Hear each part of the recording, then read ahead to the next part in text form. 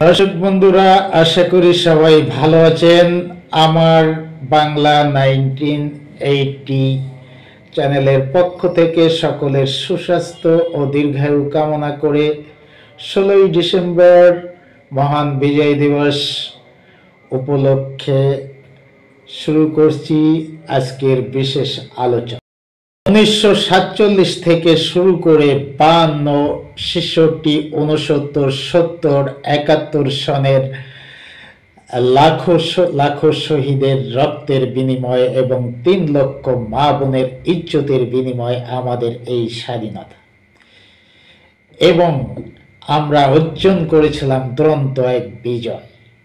আপনারা জানেন সেই 71 সনে আমরা কাদের বিরুদ্ধে লড়েছিলাম? আমরা লড়েছিলাম সেই পাকিস্তানি হানাদার বাহিনীর বিরুদ্ধে, যাদের হাতে আমাদের শহীদ ভাইদের রক্ত দাগ এখনো শুকায় নেই, এখনো লেগে আছে সেই রক্ত। 2024-এ এসে দাঁড়িয়ে আমি আজ খুবই আশ্চর্য হই। আমার এই বাংলাদেশের মাটিতে যখন দেখি সেই খুনি ইয়াহিয়ার জন্মদিন পালিত হচ্ছে, যাদের নেতৃত্বে চলেছিল সেই 25শে মার্চে রাতে গণহত্যা,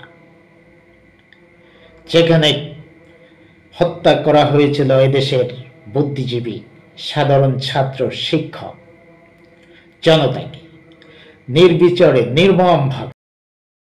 যে স্লোগান দিয়ে এই দেশকে আমার শহীদ ভাইরা স্বাধীন করেছিলাম, সেই স্লোগান আজ মানুষ মুখে নিতে ভয় পাচ্ছে। 1971-এ যেরকম পাকিস্তানি হানাদার বাহিনী এবং রাজাকাররা যেমন আমার মুক্তি পাগল মানুষদেরকে ধরে জোর করে বলানোর চেষ্টা করত,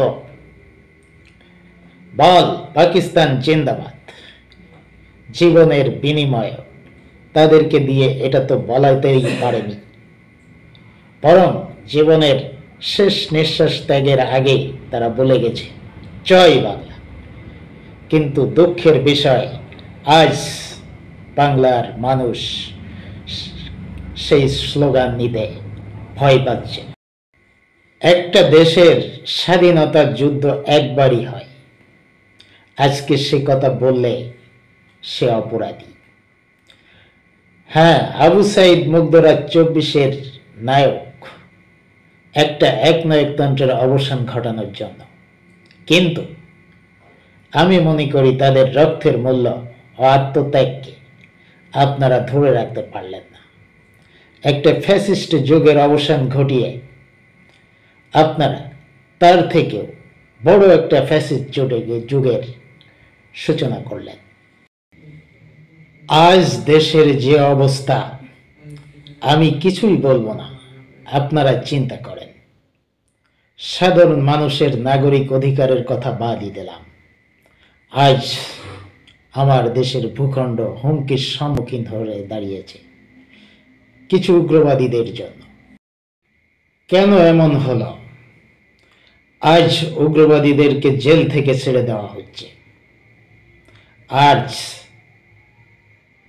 দেশপ্রেমিক মানুষদেরকে কারাগারে আটকে ফেলা হচ্ছে, রাজপথে উগ্রবাদীদের তাণ্ডব আমরা দেখতে পাচ্ছি, কিন্তু তাদেরকে কিছুই বলা হচ্ছে না।